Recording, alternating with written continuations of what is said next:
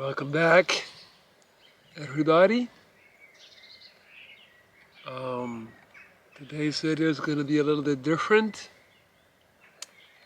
I did not intend on making this video.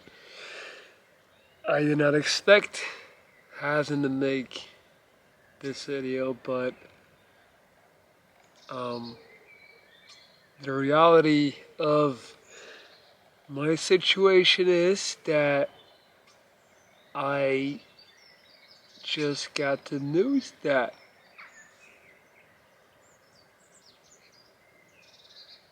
I got dumped. Yes, you heard me right.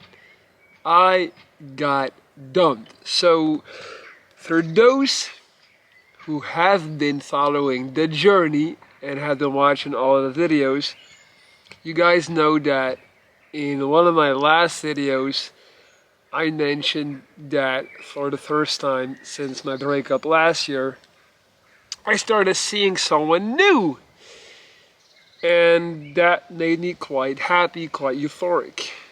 It was a very pleasant, unexpected shift of events in my life.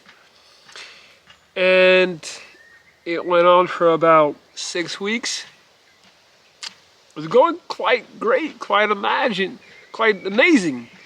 in my opinion, from my perspective. And I was really getting into it. I was really starting to feel like it could turn into something serious over time. And unexpectedly, I got the news that my dating services were no longer needed. So I got an honorable discharge. The woman that I was seeing told me, like, look, I don't want to really explore this any further. Apparently there were not enough emotions of love there.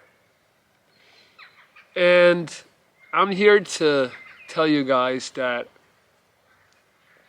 when something like that happens, you have a good 2-minute window right after the news hits you like a bus on how to deal with that. And I basically immediately realized that even though I would have been very willing and eager to keep going with it, it would be downright greedy, ungrateful, arrogant, and just stupid to have anything else than sheer gratitude to offer to her, to life, and to the entire situation. So, as you all know, I definitely was struggling with some mental health issues over the past few months, and I found myself in quite the rut, to the point where I would honestly say I would label it as depression. And mind you, in the past decade, in even with my 40 plus surgeries, my 2 cancers, all the ups and downs, all the drama, I never really quite got depressed. I got low, I got sad, but I never really feel, and I already addressed that in another video called I'm Not Good, where I basically talk about walking around and feeling like I could burst out in tears any given moment. So right after I made that video, literal days after I posted that video, I came across this wonderful woman that I started seeing and dating and getting to know, and it was awesome. It was amazing, and it was absolute rocket fuel. It just pulled me up from my depression. It reminded me of who I really was. This very attractive, very talented, beautiful, sophisticated woman clearly was into me, and she was interested in me, and she was drawn to me and attracted to me. And for all the self-love stuff that I preach on here, truth and reality abides me to share that I kind of lost some of that self-love prior to that. Like, I started doubting some things. And she just kind of swooped in and reminded me of what I had forgotten about myself. Because there's a lot you can learn about yourself by the people that are drawn to you, if you know what I mean. If you see the level they're at, where they're at in life, where they're trying to go, it says something about you if they deem you attractive and interesting enough to spend time on. And it's quite interesting because when I met her, obviously I mentioned that I do YouTube and I do coaching, but I told her, like, I made it a thing to not, like, tell her which, what my channel's name was, because I didn't want her to get to know me through my YouTube content. Couple of reasons for that. One, at the end of the day, this is infotainment. Like, I'm trying to preach my philosophy, my message to you guys.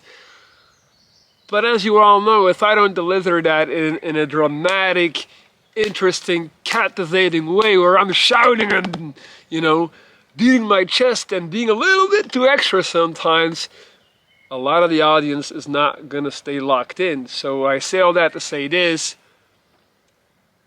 A big part of my YouTube persona in a lot of videos, not all, but in a lot of videos, is me also getting into character, getting into the wounded Viking character to portray and convey a message. So I didn't really want her to feel like I'm out here all day 24/7 running around screaming and shouting and preaching about life and society and people and this and that, like, it's definitely the most turned up version that there is of me, while most of the time I'm like pretty damn chilled and laid back and just like going with the flow. So I wanted her to get to know the real me.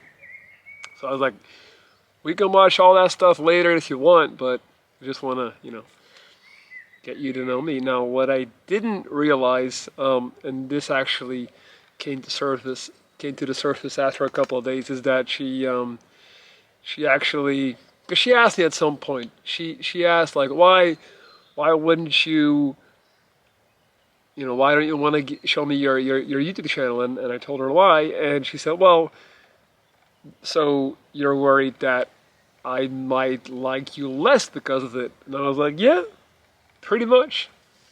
And she said, have you considered the option that maybe I would like you more?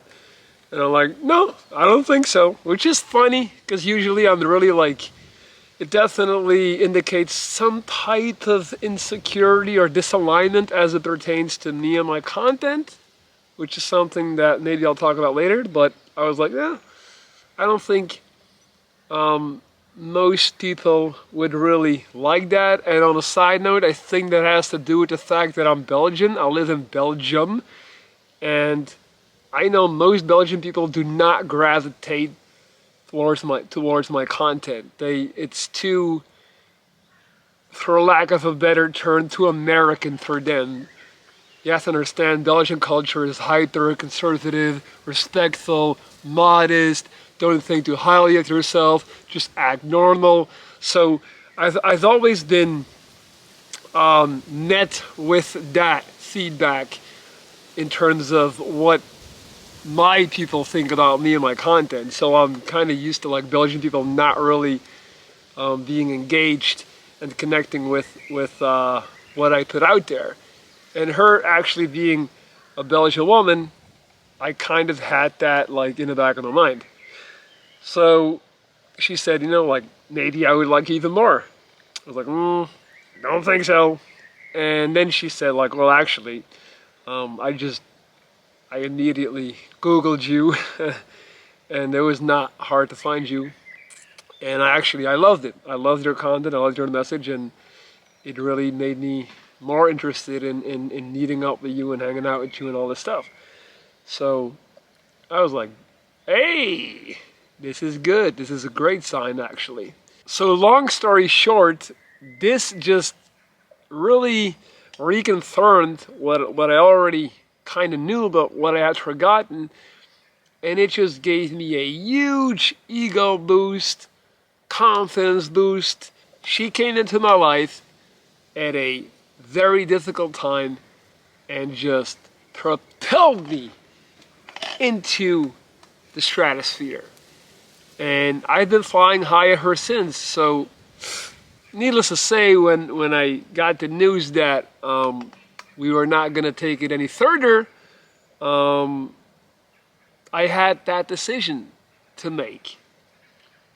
Was I going to start focusing on the fact that now it was all over and, get upset and get hurt and get down on myself and start asking a million questions about why, what it could have been, where did I go wrong, was it something I said, or was it something I did, or could I actually do the rational and sane thing and understand that different people have different purposes in your life, and that not everything has to go according to that Disney fairy tale where you meet and you're supposed to be together for years and then get married or yada yada yada. Like, life is nothing but a bunch of waves, different waves hitting you, and it is up to you to surf those waves. And if you don't surf them, you're gonna get smashed. You're gonna drown. Alright? So I just decided to see it for what it was, and I thanked her for being a literal turning point in my year, in my reality. And I just told her, like, I'm so grateful that I was able to spend time with you, to get to know you, and to just reap the benefits that came from this entire thing. And I wholeheartedly meant that. And I wanted to make this video to really try to plant a seed in the soil of your soul and really make you see that just because someone decides to no longer be with you, it does not have to be a negative thing. It doesn't mean that we have to all of a sudden harbor resentment towards them, and that we have to let our hurt ego take over and get all passive aggressive and feel like we were betrayed or this or that, or we most definitely should also not start obsessing over them and start putting them on a pedestal just because they rejected us or turned us down, because that's what a lot of people do. A lot of people mistake a fragile and broken ego for heartbreak. It's like the minute somebody dumps you, it's like, oh, now you're here and I'm there because clearly I wasn't good enough for you, And then all of a sudden we convince ourselves that we would do anything to be with them again and they were the one, when really all that is just our insecurity talking to us. That all stems from insecurity. And we're just like subconsciously convincing ourselves that if we are able to reconquer that person, we're up again. Like we crawl back up and we're good enough again somehow because they validate us. You see, that's the worst thing you can do. It just doesn't make sense to be angry or upset with people when they decide to put an end to the relationship. Not if you're doing it the right way. Not if they're coming into your life and giving you gifts, helping you grow, making you see things. And she most definitely did that.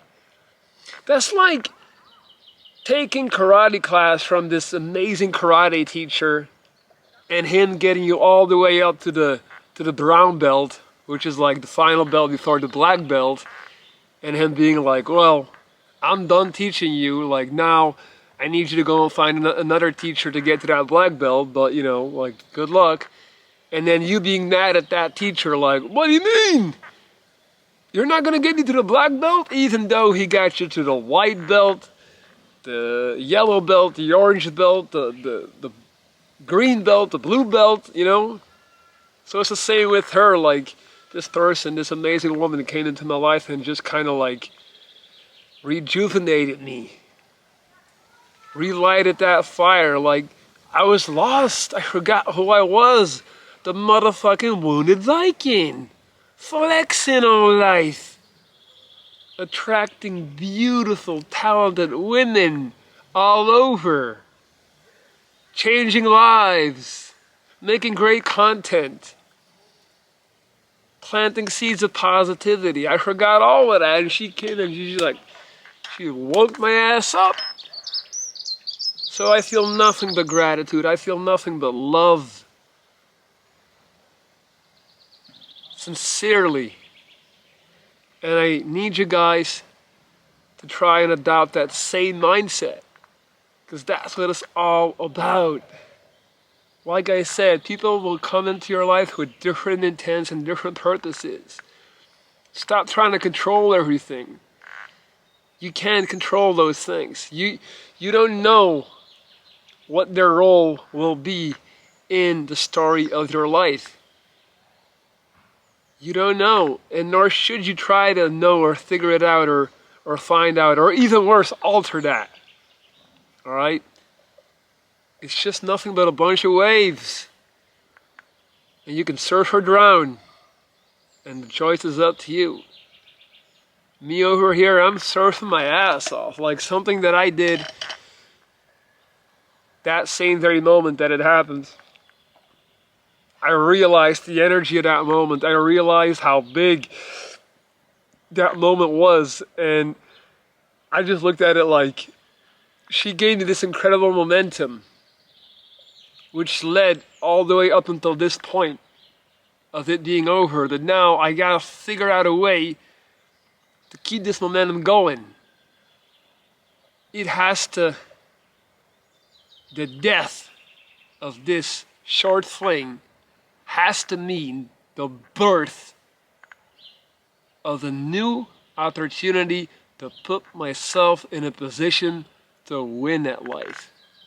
This has to mean something. So what I made it mean, what I kind of converted that into was, I said, all right, I'm single again, right? I'm free again. Because and like, mind you, this was not even like this wasn't even the type of relationship where it's like, you're my girlfriend, I'm your boyfriend. You know, that was never said. It wasn't even like a I love you thing yet. None of that. Like, it was just dating, right? So don't get me wrong. But still, like, I'm a hyper loyal guy. And even in the sense, even when I'm in the dating phase, I can only focus on one woman. Like, I don't really understand people that like to, you know, juggle different humans at once. That's too complex for me. I got too much empathy for that, and I'm too sensitive for that. Like, I wouldn't be able to deal with all that stuff. So, like, I was already kind of looking at the summer in the back of my mind, like, damn. Like, I remember thinking at some point, like, I'm super happy that it's going well, but the worst time to start a relationship, objectively, if we're going to look at it as a science, would be April. Like the beginning of spring, summer, you got everything coming up, a bunch of opportunities, a bunch of people. Like, if life was an Excel sheet, then I would try to start a relationship in October when the weather gets cold, people are going inside to hibernate. Like, that's when I want to be laid up, cuddling under the blanket, right? So obviously I wasn't going to let that impact how I advanced with that process of dating, but it did cross my mind because I already planned a bunch of stuff for the summer. I got a bunch of trips coming up, and I was like, damn, it would have been more ideal if I was single on those trips, but it is what it is. But now, so I'm recognizing once again the glass is half full. I'm recognizing the opportunity, and I'm recognizing that, hey, better now than in 3 months. You know, when I did all those trips, being faithful, being loyal. So I said, all right, let me, like I said, the death of this has to be the birth of something new. So looked at my calendar, saw that I still had an open week in May, and I booked myself a solo dolo trip to Barcelona, baby. So right now I'm already excited. I'm already looking forward to the events and the people that I'll encounter on that trip to Barcelona. A 6-night trip, all by myself. And that trip was not gonna happen. Like, I didn't really plan on going to Barcelona. But now it is happening because of the chain reaction of events. And I can already hear a lot of people say, well, that's easy. If I had the money to handle every breakup by booking a trip to Barcelona, like, hey, listen, I've been coaching my ass off for the last year. I haven't been doing anything besides lifting weights, coaching, and the very occasional, like, one-time trip to Tenerife, like 5 months ago. Because I've been saving up. I've been saving up for summer. I'm not going to blow that money in the winter when the weather's shit. Alright? So, I've earned that. And that's what we're doing. Now, I want this video to be the seed and the pushed over domino that set something in motion for you. I want this to be the thing that wakes you up. Like, I know there's a bunch of people watching this right now, probably came in expecting some drama, but you got something on your mind, like an idea that you've been playing with. Hey, it's literally April. Like, I know there's a bunch of stuff coming up. Like, wherever you live, it's about to go down. You got July, August, June, like, best months of the year. And I know there's some of you being indecisive that want to do something. Maybe you want to go to that festival, but no one wants to go with you, so you're not sure if you should go. Maybe you want to go backpacking through Europe. Maybe you know, fucking do it. Do it, do it, do it. Let this be the sign that you've been waiting on. Allow me to inspire you to take a leap and understand that tomorrow does not exist. There's no guarantees, all right? At the rate that this world is going, man, shit, we might not have another 5 years. But we do have this summer, all right? So go for it. Allow me to share my momentum with you. That's all. That's all I want. Alright guys, that's it. I'm done. So, if you liked the video, well, if you're still here, you should always hit the thumbs up. Leave a comment. Please let me know below what it is that you're kind of doubting to do, but that now you're deciding to do because you're inspired by this moment, by this energy. And aside from that, I would just tell you to stay safe, stay humble, and be nice to people. That's it. Thanks for watching. Peace.